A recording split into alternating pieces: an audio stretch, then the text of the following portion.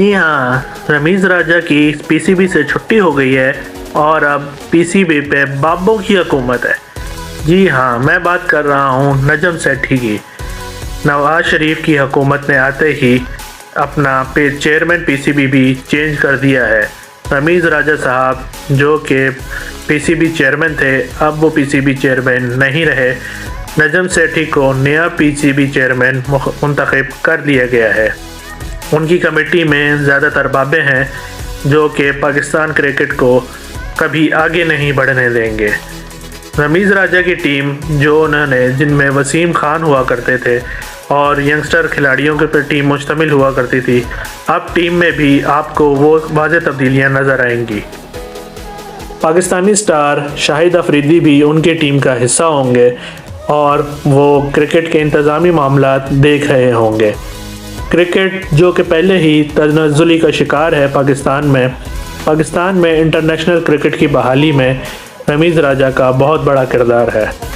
New Zealand की team हो, Australia हो, पीएसएल के एडिशंस हो, फॉरेन प्लेयर्स का आना हो, चाहे गर्ज के कोई भी मामला हो, पीसीबी चेयरमैन रमीज़ राजा हर कदम में आगे रहे।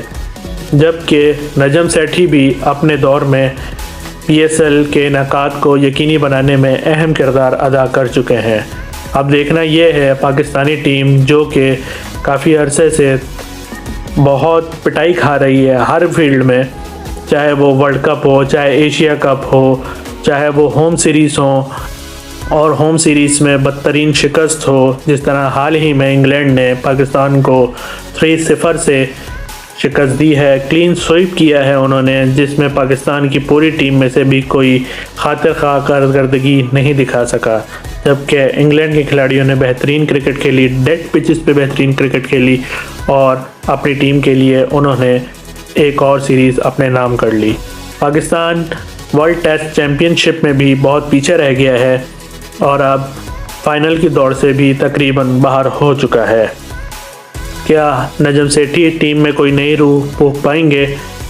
देखते हैं वक्त के साथ साथ क्या क्या होता है पाकिस्तानी टीम के साथ।